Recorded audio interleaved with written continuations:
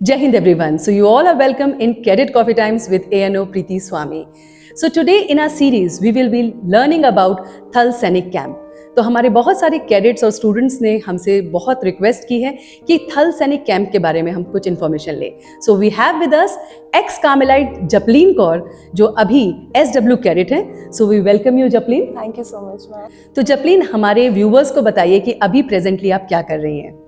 हाँ जी ma'am.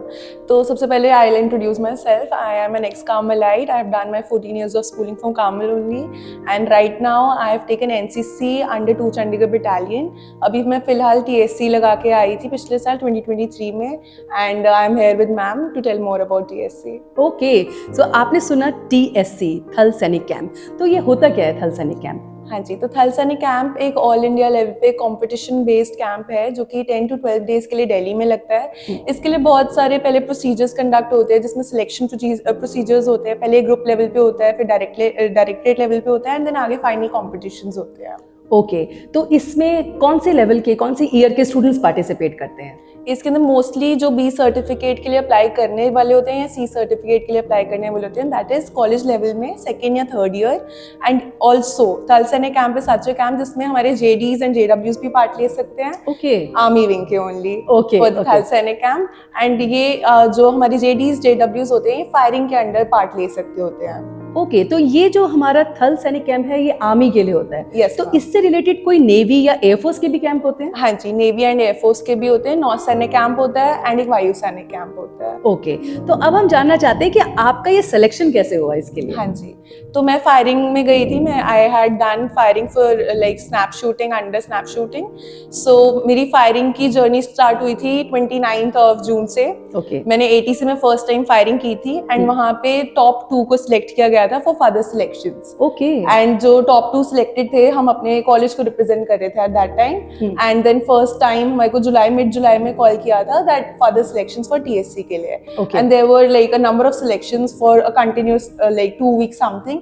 And then we finally got to know that yeah we are going go for Ropar. And over there then further selections were conducted.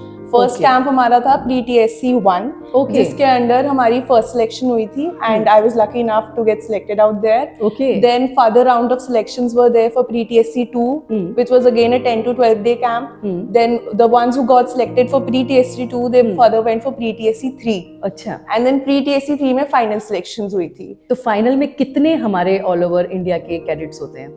Final जो TSC Delhi में लगता है उसमें 680 boys and 680 girls होती हैं. Okay, through out India से? Through out India. But बात ये होती है कि वहाँ पे हमारे 5 मेजर कॉम्पिटिशंस होते हैं. One is MR, second is JDFS, OT obstacle training, Okay. then firing of course, and health and hygiene. Okay. And also one more thing, जो tent pitching होती है वो भी सिखाई जाती है वहाँ पे. तो इन सब सारे के सारे हमारे इवेंट्स में पार्ट जो ले रहे होते हैं वो 680 बॉयज एंड 680 गर्ल्स होते हैं. ओके, या तो मैं अभी जो मेरे को अभी आपसे बात करके क्वेश्चन अभी दिमाग में आया कि कैडेट को, चाहे वो JD JW का है या कोई भी स्टूडेंट है जो आगे SD SW में जाना चाहता है, तो उसको प्रिपरेशन कैसे करनी चाहिए अपने लिए? सबसे पहले तो हमें फिजिकली स्ट्रांग होना पड़ेगा. ओके, बिकॉज अगर आप सोच रहे हो आप एक कैंप पे जा रहे हो और if you are not having physical strength तो you can't do anything. Okay, then mentally भी तुम्हें स्ट्रांग रहना पड़ेगा. तुम अपने घर से दूर हो, फ्रेंड से, फैमिली से. एक प्रॉपर एक जितनी हमारी आज की डेट में, अगर आप भी घर पे हो, मैं घर पे हूँ, तो एक हमारी रूटीन सेटअप होती है. बट जब हम एक कैंप पे जा रहे हैं वो रूटीन नहीं है. हमें वो लोग देखने को नहीं मिल रहे. हमारे जो स्ट्रेंथ है वो नहीं हमें हमारे पास है. Yeah. तो we have to be mentally strong as well as physically. Okay. तो हमें, जैसे आपने मेरे को सिखाया था स्कूल लेवल पे, मेडिटेशंस करनी चाहिए, Correct. ये सारी प्रेयर्स एंड ऑल.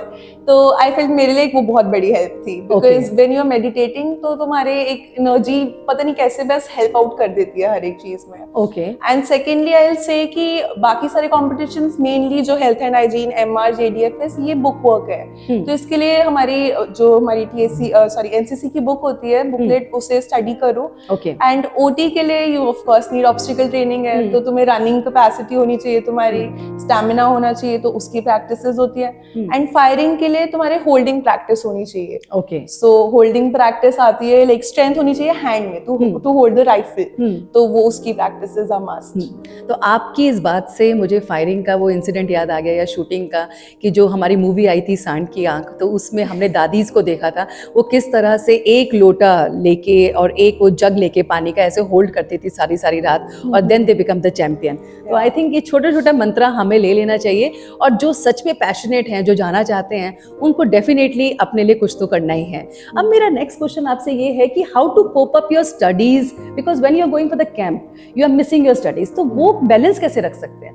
लाइक मैं कॉलेज में थी, I was in the 4th semester जब मैं गई, एंड फॉर 2 complete months मेरी पढ़ाई वॉज लाइक कुछ कर ही नहीं पा रही थी मैं पढ़ाई के ऊपर. तो मैं जब वापस आई तो of course I took help from my teachers and they were good enough, you know, they were really the ones who were supporting me. तो उन्होंने काफी हेल्प किया. एंड कई मैंने स्कूल के बच्चे भी देखे थे मेरे साथ, जो 9th and 10th के थे, जो JWs थे हमारी, वो गई थी. तो वो वहां पे अपनी सारी सारी बुक्स लेके गई हुई थी, जिनके बोर्ड के एग्जाम्स थे कि हम पढ़ेंगे, और वो हमसे पढ़ाई करवाते थे. लाइक हम लोग ने तो 10th अपनी पास कर ही रखी है, so they used to be after us कि सीनियर आप हमें सिखा दो, सीनियर मैथ्स के क्वेश्चंस देख लो, क्योंकि काफी टाइम मिलता है. लाइक आप जब कंपटीशन के लिए आगे जा भी रहे हो, जो हमारी प्री TSCs लगते हैं, मेरे रोपड़ में लगे थे, तो वहां पे एक बहुत टाइम होता है जब तुम या तो बैठ के सामने बात भी कर सकते हो फ्रेंड्स के साथ, वहां पे जो हमारी बाकी के कैडेट्स होते हैं, या फिर पढ़ाई भी कर सकते हो. तो अगर स्कूल लेवल से हमारे JWs जाते हैं तो they have ample of time to study over there also. बस बच्चे के अंदर जज्बा होना चाहिए पढ़ने वाला. ये है ना, तो देखा आपको सीक्रेट मिल गया JWs कि आप जा सकते हो. और बाकी कैडेट्स के लिए भी हम यही कहेंगे कि मंत्रा तो आपके पास है, कि हम ये नहीं कह सकते कि हम कैंप में तो हम पढ़ेंगे नहीं, हम पढ़ भी सकते हैं, दोनों काम को बैलेंस कर सकते हैं.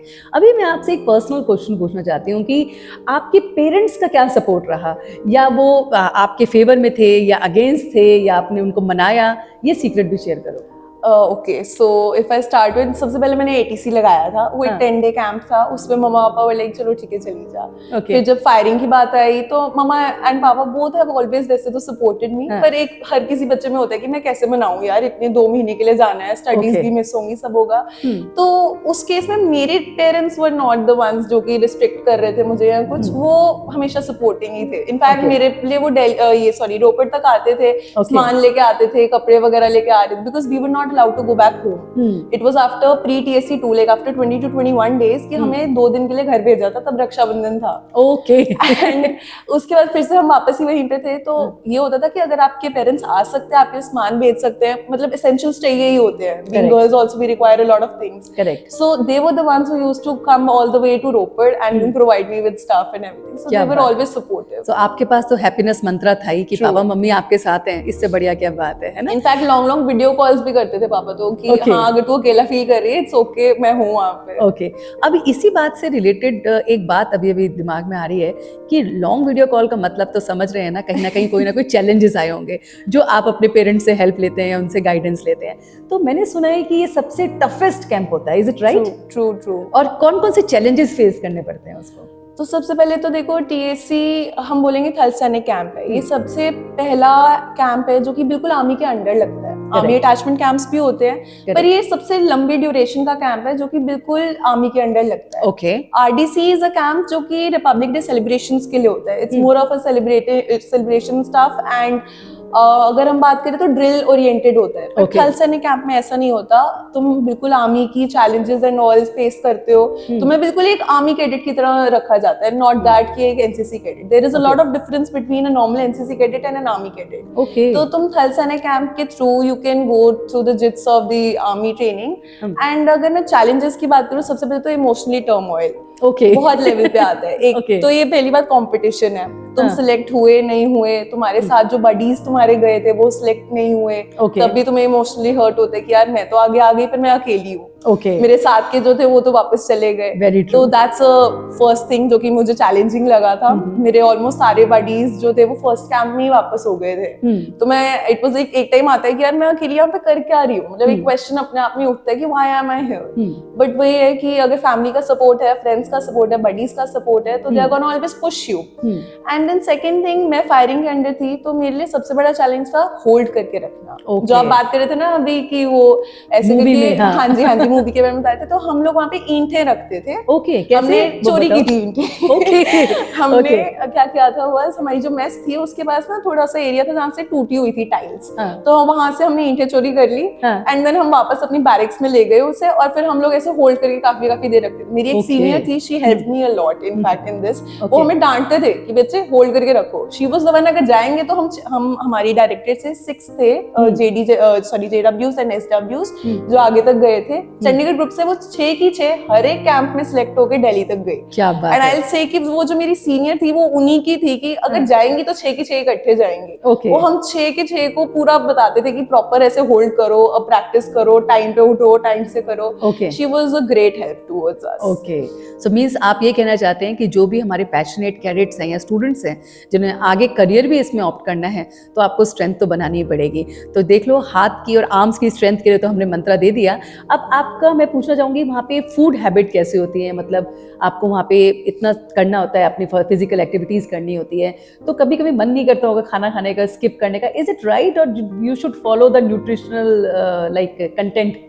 वैसे तो देखो, पीछे से proper government supported rotation and सबका आपका आता है, तो आपको वो सब फॉलो तो प्रॉपर्ली करना चाहिए। आई अंडरस्टैंड कई बार टाइम होता है, मैंने भी बहुत बारी खाना स्किप किया करते हैं cadets, but it's like more of कि अगर तुम एक टाइम स्किप कर रहे हो ना, तो तुम दूसरे टाइम खुद ही खा रहे हो। Okay. कि भूख लगी है यार, अब तो खाना ही पड़ेगा। ओके, तो आई विल से कि गो विद द फ्लो, जो जैसे हो रहा है जस्ट टेक इट। अगर नहीं मन कर रहा है इट्स ओके, पर ये नहीं है कि हाँ 10-10 दिन खाना ही नहीं खा रहे हो, उससे आप अपने आप के लिए हेल्थ प्रॉब्लम्स लेके आ रहे हो। करेक्ट। एंड मोस्ट प्रोबेबली वहां पे चैलेंजिंग ये भी रहता है कि घर का खाना नहीं मिल रहा होता, मेस का खाना है, वो खाना ही पड़ेगा। Okay. And there were students, जैसे मैंने बताया ना, जेडब्ल्यूज आती थी, तो उनका ये नखरा होता था कि यार खाना अच्छा नहीं है, नहीं खाना, क्योंकि उन्हें आदत होती है मम्मा के खाने की। Yes. मम्मा बनाती है अपने अकॉर्डिंगली। हम कहीं भी बाहर जाते हैं, बच्चों का ये रहता है, तो चाहे मेस का जितना अच्छा खाना हो जाए, वो मम्मा वाला खाना नहीं हो सकता। बट देन ये हैबिट डालनी चाहिए कि you whatever you're getting, you should be happy and pray करके बस खा लो, क्योंकि तुम वहां पे हो, वहां पे कंपटीशन पे मेन फोकस होना चाहिए, नॉट दैट कि क्या मिल रहा है खाने को क्या नहीं। That's a secondary thing basically. Very true. तो भाई ये मंत्रा भी हमें मिल गया है कि भोजन बहुत जरूरी है और उसके बिना तो हमारी गाड़ी आगे नहीं चलेगी। अभी मैं आपसे एक पर्सनल क्वेश्चन ये भी पूछूंगी कि वहाँ पे बहुत सारे ऐसे होंगे जो आगे नहीं जा पा रहे थे या नहीं जा पाए होंगे, तो वो सेटबैक में आते हैं, तो क्या आपने उनको सपोर्ट किया या उनके साथ कुछ हमदर्दी की बातें करी कि लेट गो कर दिया कि कोई बात नहीं, आगे चलते हैं? आई विल से कि बहुत सारे ऐसे चेहरे हैं जो मुझे अभी तक याद है। Okay. मतलब मेरे दोस्त अभी भी हैं, बहुत उनसे बातें भी होती हैं, सब हैं जो कि आगे नहीं जा पाए। एंड देन प्रॉब्लम वहाँ पे क्या आती है कि तुम खुद जो ना एक बारी के लिए सेटबैक लगता है कि यार ये वापस क्यों चले गए। Like I tell you, one of my buddies only, she was the one की जिंदगी में अगर उसको एक मोटिव वो लेके चली थी ना कि थल सैनिक कैंप ही लगाना है। अच्छा। और उसी ने मुझे बताया था कि थल सैनिक कैंप भी कुछ होता है। I was having zero information about थल सैनिक camp at that time. I still remember, it is like 1 साल पहले की बात शायद। और जब उसने मुझे पहली बार बताया ना, तो मैं बस उसे सुन रही थी आराम से कि वो क्या क्या बता रही है, क्या कर रही है। एंड तब एक बार के मन में आया कि यार चलो हम दोनों इकट्ठे लगा लेंगे। But then after the first camp unfortunately वो नहीं आगे जा पाई। मुझे याद है मैं बहुत रोई थी उसके साथ बैठ के कि यार शिट ये कैसे हो गया। तो हाँ, बहुत बारी होता है। एंड इनफैक्ट फर्स्ट कैंप के बाद सोचो 10 दिन लगा के एक बाहर होना एक अलग बात है। आफ्टर द थर्ड कैंप जो बच्चे बाहर होते हैं, आफ्टर गिविंग 30 डेज, जो वो बाहर होते हैं, उनके लिए वो संभाल पाना ही बहुत मुश्किल होता है अपने आप को। तो क्या मैसेज आप देना चाहते हो कि कैडेट्स को, क्योंकि प्रिपरेशन तो हम सब करते हैं कि हम लास्ट तक पहुंचे, लेकिन हमें बीच में भी रुकना पड़ सकता है, तो as a cadet what message you want to give to the cadets? देखो, I will be saying it in 2 forms. एक जो दिल्ली तक आगे जाते हैं उनके लिए congratulations to them first of all. एक बहुत बड़ा कैंप है, बहुत बड़ी अचीवमेंट है ये। एंड जो आगे नहीं जा पाए, अगर तो आप अगले साल ट्राई कर सकते हो। अगर आप सेकंड ईयर में हो जैसे एनसीसी के, तो third year you can again try for going for TSC, so do try. और अगर नहीं हो पाया तो ये आप शायद एक लाइक मैसेज ले लो भगवान से कि आपके लिए हो सकता है आगे बहुत कुछ अच्छा हो स्टोर में, क्योंकि आपने एफर्ट्स दिए हैं एंड एफर्ट्स कभी वेस्ट नहीं होते। आपने यहाँ पे एफर्ट्स दिए हैं, हो सकता है आपको आगे जाके कुछ बहुत बेहतरीन मिलना हो। सो इट्स ऑलवेज की लाइफ जर्नी है, कंटिन्यू होती रहती है, रुकती नहीं है। तो थोड़ा टाइम ग्रीव करना इज ओके। आप थोड़ा टाइम सोचो कि यार शिट, मैं काश थोड़ा सा कुछ और कर, बिकॉज हमेशा यही होता है, 19-20 का फर्क रह जाता है। करेक्ट। एक पॉइंट होता है हार्ड वर्क नहीं कर पाए तो पीछे रह जाते हैं। Very true. जब आप इतने आगे तक गए हो, मतलब आप बेस्ट थे, बस थोड़ा सा एफर्ट का मे भी फर्क रह गया हो या कुछ हो गया हो जिसकी वजह से आप नहीं जा पाए, तो आई गेस कि कीप होप कि हाँ आगे बहुत कुछ अच्छा है आपके लिए। मैं आपसे एक अपने स्कूल लेवल का क्वेश्चन पूछना चाहूंगी कि आप कामल में थे जब, हाँ तो जी, तब तो आपने प्लान नहीं किया था कि यू विल बी अ बिल्कुल भी नहीं, कैडेट, बिल्कुल तो भी ये ट्विस्ट, ये टर्न कैसे आया? I'll say it's all because of you. Thank you.